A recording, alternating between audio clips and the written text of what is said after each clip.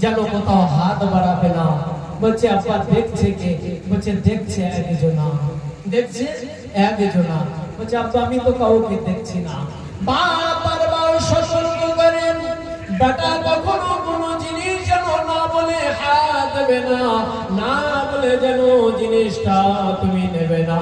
বেটা একটু হাত টানছিল, বেটা একটু চোরা ছিল, কি করলো একটা দামি জিনিসটা নিয়ে একদম পুরো জানিয়ার স্টেশনে রেখে দিয়েছে, যেখানে কারোর হাত যাবে না, রেখে দিয়েছে। ঘুরছে ঘুরছে, বাপ আর বেটা ঘুরছে। এই যে বললাম না, মালি হাযাল কিতাব লা ইউগাদিরু সাগীরাতান ওয়ালা কাবীরাতান ইল্লা আহসাহা, সেদিন আমলনামাটা যখন হাতে থাকবে কেউ কারোর হবে না, বাপ বেটার হবে না, বিবি বা কি স্বামীর হবে না, বাচ্চা কি তার বাপের হবে না, দুনিয়ার কোনো বন্ধু বান্ধব কেউ কারোর হবে না। তার একটা নমুনা এখানে দুনিয়ায় নিয়ে নেয়, নমুনা তো টাটকা নমুনা। বিগ বাজারে বাপ আর বেটা ঘুরছে, বেটাটা জিনিস চুরি করে জাঙ্গিয়ার ভিতরে রেখে দিয়েছে। এখন কোন জিনিস পছন্দ হয় নাই, বাপ আর বেটা বেরিয়ে আসছে। বেটা বলছে আব্বা বেরিয়ে যাবে? বলছে হ্যাঁ চলো বেরিয়ে চলো। বলছে তাহলে বেরিয়ে চলো। বেরিয়ে যাচ্ছে, বাপ আগে বেরিয়ে গেল, বেটা বার হওয়ার পথে সাইলেন্স বেজে গেল। দরওয়ান বলল কি ব্যাপার, কোন জিনিস চুরি করেছে? বলছে না তো। বলছে না, কোন চোর না হলে, কোন জিনিস না বলে নিলে সাইলেন্স কখনো বাজে না। দেখবেন বর্ডারে আপনি যখন ক্রস করবেন, যখন আপনি বোর্ডিং পাস করবেন, কোনো প্লেনে উঠতে গেলে বোর্ডিং পাস আপনার শরীরের ভিতরে যদি কোনো লোহা অগায়রা কোনো কিছু থাকে, কলম অগায়রা থাকে, আতরের শিশির অগায়রা থাকে, দেখবেন সঙ্গে সঙ্গে টি টি টি টি করে আওয়াজ হবে। বিগ বাজার থেকে বার হচ্ছে, সাইলেন্ট বাজছে। ম্যানেজার বলল দরওয়ান কি হলো? বলছে জাহাপানা কি হলো বলতে পারবো না, তবে সাইলেন্ট বেজেছে, রিসার্চ করতে হবে, চেক করতে হবে।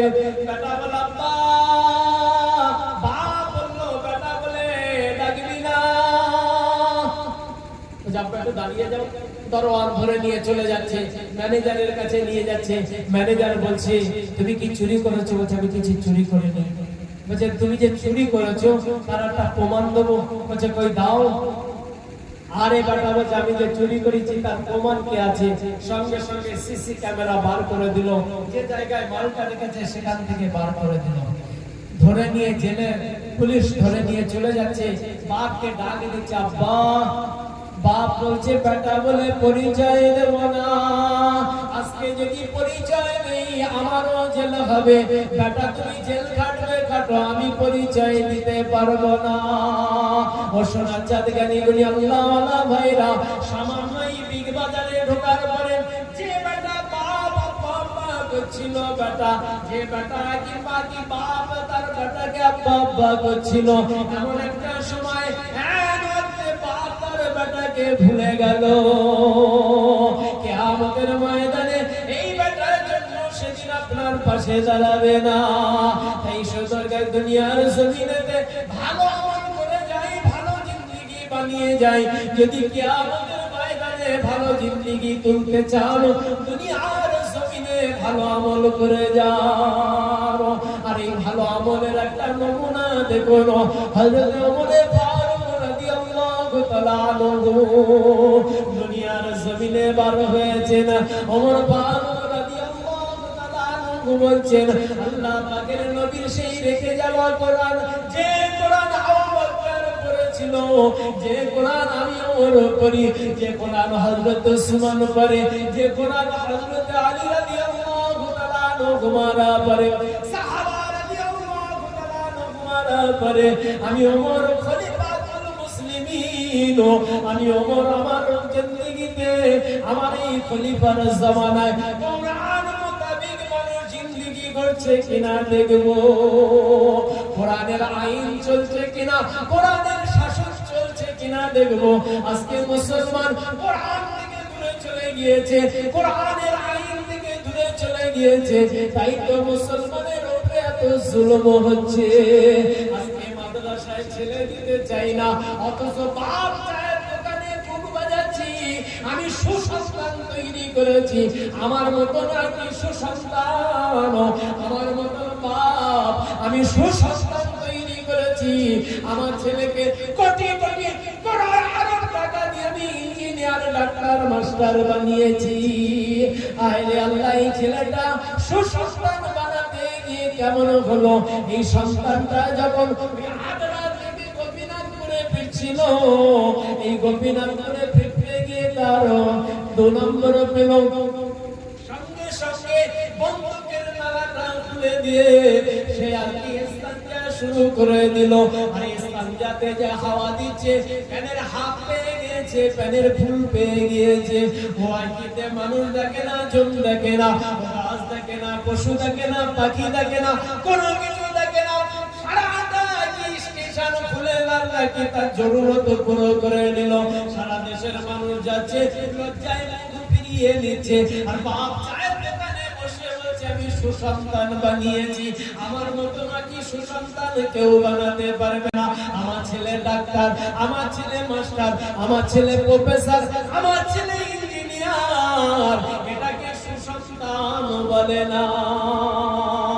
যে তার লজ্জা শরম হায়া সব কিছু খেয়ে নিয়ে সবার সামনে যদি স্টেশন খুলতে পারে, আর একটা 2.5 বছর থেকে 5 বছরের ছেলে, একটা 6 বছরের ছেলে, একটা 10 বছরের ছেলে এই গ্রাউন্ডে খেলতে দেখবেন। এই গ্রাউন্ডে ফুটবল খেলছে তারা, এই গ্রাউন্ডে ক্রিকেট খেলছে তারা, এই গ্রাউন্ডে ভলিবল খেলছে তারা, এই গ্রাউন্ডে হকি খেলছে তারা। এমন সময় তার ইস্তানজা পেয়ে গেল, ছুটে মাদ্রাসায় চলে গিয়ে ছেলের আড়ালে ইস্তানজাখানায় বসে পানি দিয়ে পেশাব আদা করে নেয়। এই পেশাব আদা যখন করে নেয়, এই ছেলেটা তার লজ্জা শরমকে দুনিয়ার কাউকে দেখতে দিল না, পশু পাখিকে দেখতে দিল না, দুনিয়ার কেউ দেখলো না।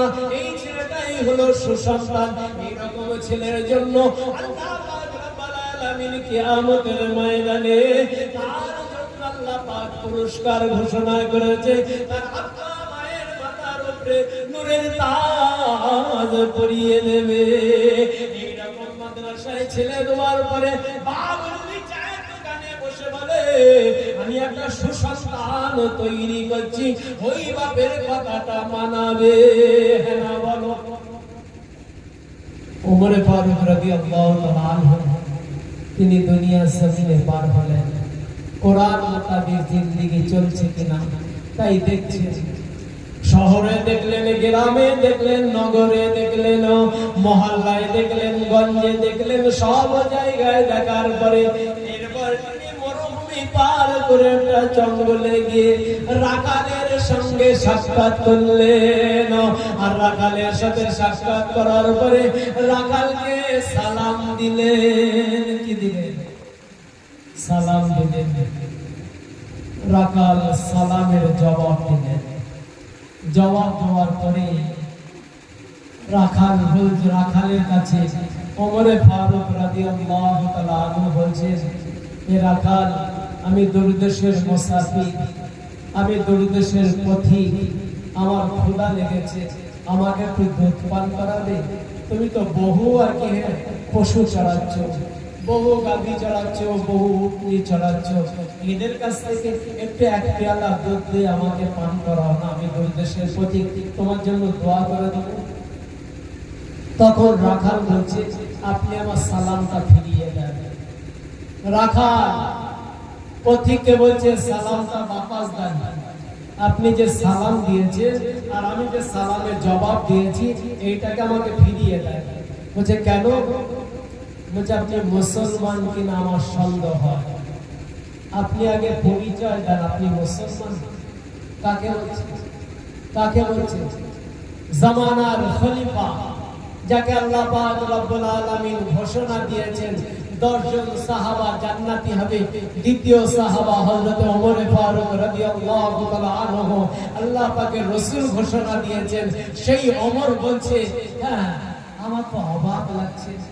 হ্যাঁ কি ব্যাপার, কি বলছো? বলছে আপনি মুসলমান? বলছে হ্যাঁ, এর ভিতরে কোনো সন্দেহ আছে? বলছে আমার সন্দেহ হয়। মুসলমান তো আল্লাহর উপরে ভরসা করে, মুসলমান চাওয়ার ব্যাপারে সতর্ক হবে, কিন্তু আমার সন্দেহ হয় আপনি মুসলমান কিনা।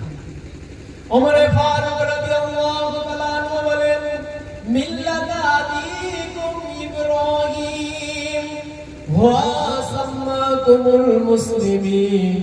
আয় রাখাল শুনে নাও, আমি জাতির পিতা ইব্রাহিম আলাইহিস সালাতু সালামের সন্তান, আমি একজন মুসলমান। ও যে আপনি মুসলমান পরিচয় দিচ্ছেন, চাওয়ার ব্যাপারে সতর্ক হতে পারেন না? মুসলমান তো আল্লাহর উপর ভরসা করে, চাইবে তো আল্লাহর কাছে। কার কাছে চাইবে? আল্লাহর কাছে। আর আপনি আমার কাছে চাইছেন, আপনার ক্ষুধা লেগেছে, আপনি আল্লাহর কাছে চান। ক্ষুধা লেগেছে, আপনি আল্লাহর কাছে চান। কেন কোরআনের কাহিনী শোনেন নাই? কোরআনের ঘটনা শোনেন নাই? রাখাল বলছে পথিককে, আপনি কোরআন করেন না? আপনি যদি কোরআন করতেন তাহলে মনে আপনি আমার কাছে দুধ চাইছেন। আপনি তওবা করুন, তওবা করার পরে তারপরে আপনি তওবা করুন। তওবা করলে হয়তো আল্লাহ আপনাকে মাফ করে দিতে পারেন। রাখাল বলছে, ও আপনি তো তওবা করবেন কি করে? আপনার তো মুসলমানের ব্যাপারে একটু সন্দেহ হচ্ছে, আমি তওবাটা করিয়ে দিই। তওবা করিয়ে দিই।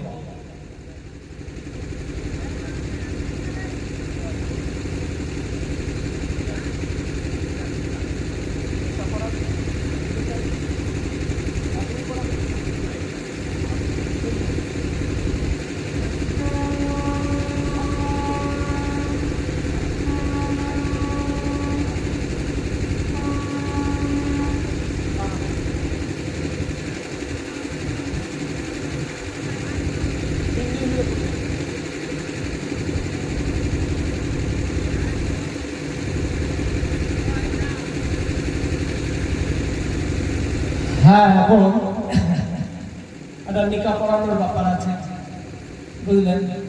এই বিয়ে শাদীর এই ব্যাপারগুলো, বুঝলেন?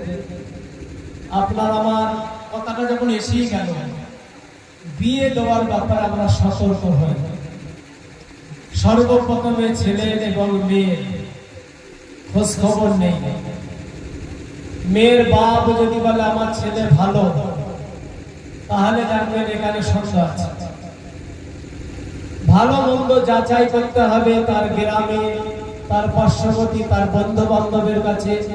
মেয়েটা ছেলেটা মদখোর মাতাল কিনা, ছেলেটা কোনো নেশা পান করে কিনা।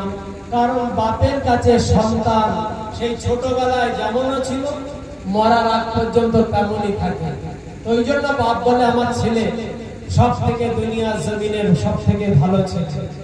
মায়ের কাছে সন্তান যেমন ছোট অবস্থায় ছিল, ওই রকম মৌতের আগ পর্যন্ত থাকে। অর্থাৎ বাপ মার কথা শুনে কখনো কোনো বন্ধনে, বিবাহ বন্ধনে আবদ্ধ হবেন না। পার্শ্ববর্তীতে আপনি যাচাই করবেন, বাছাই করবেন, আপনি আপনার মেয়েকে দেবেন। তাদের একটা সারা জিন্দিগির ব্যাপার আছে, সারা জিন্দিগি জোড়ার ব্যাপার আছে। অর্থাৎ যাচাই বাছাই করার পরে বিবাহ দেবেন। আর বিবাহতে কোন পাতা থেকে দূরে থাকবেন। যে বিবাহে কোন পাতা হবে সেই বিবাহ থেকে প্রত্যেকেই আমরা দূরে থাকবো। তাহলে দেখবেন ছেলের বাপরা আর পড়লেবার সাহস পাবে না। কারণ গ্রামের মানুষ যদি না যায়, কোন বাপ যদি তার মেয়েকে বিয়ে না দেয়, কোন ছেলের বাপ পড়লেবার জন্য আর কোন দিনের জন্য সাহস করবে না। তাই যে কথা বলছিলাম, ওমর ফারুক রাদিয়াল্লাহু তাআলা আনহু বললেন যে আপনি তওবা করুন। ওমর ফারুক রাদিয়াল্লাহু তাআলা আনহু তওবা করলেন। আবার বললেন, রাখাল, আল্লাহর রাস্তায় রাখাল, আমাকে এক পেয়ালা দুধ দাও। বলে, দেখো এখানেও তোমার যেন মনে হচ্ছে কেমন লাগছে, তুমি এক কাজ করো, আল্লাহর কাছে চাও, আল্লাহই তোমাকে দুধ পান করাবেন। রাখালের হাত ধরে ওমর ফারুক রাদিয়াল্লাহু তাআলা আনহু একটা গুহার ভিতরে নিয়ে চলে গেলেন। গুহার ভিতরে নিয়ে যাওয়ার পরে রাখালকে বললেন, রাখাল রে, এখানে কেউ দেখতে আসবে না, এখানে একমাত্র তুমি আর আমি। ও রাখাল, আমার কাছে এই 2 টাকা স্বর্ণ মুদ্রা আছে, এই 2 টাকা স্বর্ণ মুদ্রা তুমি নাও, আমাকে এক পেয়ালা দুধ দাও, কেউ তোমাকে দেখতে যাবে না। রাখাল, তুমি দুধ পান কি দুধ বিক্রি করেছো? ওই রাখাল বলে, ও পথিক, এতক্ষণ আমার যেটা সত্য ছিল এখন সেটা পরিপূর্ণ ভাবে সন্দেহ জমে গেল, কারণ তুমি জানো না তুমি এই গুহার ভিতরে তুমি আর আমি একা নয়। এই গুহার ভিতরে যেখানে কারোর কথা পৌঁছায় না সেখানে আল্লাহর কথা পৌঁছে যায়, যেখানে কারোর নজর যায় না সেখানে রবের নজর যায়, যেখানে কেউ আর কি জানতে পারে না সেখানে রব জানতে পারে। ও প্রতিদিন শুনে নাও, এই গুহার ভিতরে তুমি আর আমি একা নয়, এখানে আমরা তিনজনা। যেহেতু আল্লাহ পাক রব্বুল আলামিন বলেন নাহনু আকরাবু ইলাইহি মিন হাবলিল ওয়ারিদ, বান্দা যে মাথাটা খাড়া রেখেছে ওই বান্দার মাথাটা খাড়া থাকে, আর যে উপশিরাটা আছে ওই উপশিরার হাজার গুণ সন্নিকটে আল্লাহ থাকে। প্রত্যেক মানুষের সঙ্গে সঙ্গে তার রব থাকে, একবার বলা যাবে না। ওমর ফারুক রাদিয়াল্লাহু তাআলা ছুটে এসে বাইরে এসে সিজদায় পড়ে গিয়ে আল্লাহর শুকরিয়া আদায় করে। ও আল্লাহ পাক রব্বুল আলামিন, যেখানে জঙ্গলের ভিতরে একাকী রাখাল, সেই রাখাল আল্লাহ তোমাকে স্মরণ করে তোমার কথা ভোলে না। আল্লাহ তোমার কাছে দোয়া চাই, আল্লাহ তুমি রাখালের ঈমানকে বাড়িয়ে দাও। আল্লাহ দরবারে হযরত ওমর ফারুক রাদিয়াল্লাহু তাআলা আনহু কাঁদতে আছে। রাখাল পিছনে দাঁড়িয়ে দাঁড়িয়ে বলছে, ওমর পথি তুমি যতই কাঁদো আমি বিনা হুকুমে তোমাকে এক পেয়ালা দুধ পান করাতে পারবো না।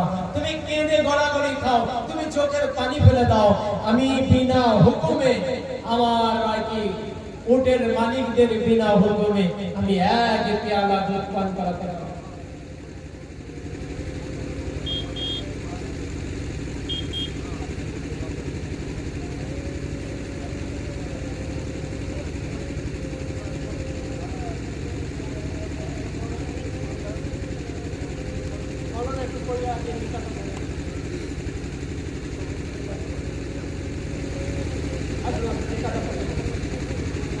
এখন মাওলানা নিকাহ পড়িয়ে দেবে, দোয়ার পরে ইনশাআল্লাহ নিকার সাথে সাথে শেষ দোয়া হবে। 2টা মিনিট একটুখানি বসে যান, 2টা মিনিট। আল্লাহ পাকের সাহাবা, এই আল্লাহ পাকের নবীর সাহাবা ওমর ফারুক রাদিয়াল্লাহু তাআলা আনহু বললেন, এ রাখাল আমি তোমার কাছে দুধ চাইতে আসিনি, আমি তোমাকে পরীক্ষা করতে এসেছিলাম। যাই হোক তোমার মনে কোনো চাহিদা, আমার মনে কোনো চাহিদা ছিল, একটা আল্লাহ পাক রব্বুল আলামিন মরার পর আমাকে যেন জান্নাত দেয়, আর দ্বিতীয়ত চাহিদা জামানার খলিফার সঙ্গে যেন আমার একবার সাক্ষাৎ হয়। আল্লাহ পাক রব্বুল আলামিন আমাকে আপনাকে যদি কোনোদিন হায়াতে রাখে, আবার যদি কোনোদিন আপনার আমার সময় হয়, আজকে যেহেতু বারিশের কারণে সময় সংকল্য, তাই আমি কিছু কথা আপনাদের কাছে রাখলাম। এখন নিকাহ পড়ানো হবে, নিকার পরে দোয়া হবে, আর সেই দোয়ার সঙ্গে সঙ্গে একেবারে লাশ মোনাজাত হবে ইনশাআল্লাহ, একই সাথে লাশ মোনাজাত হবে। এখন মাওলানা নিকাহ পড়াবে।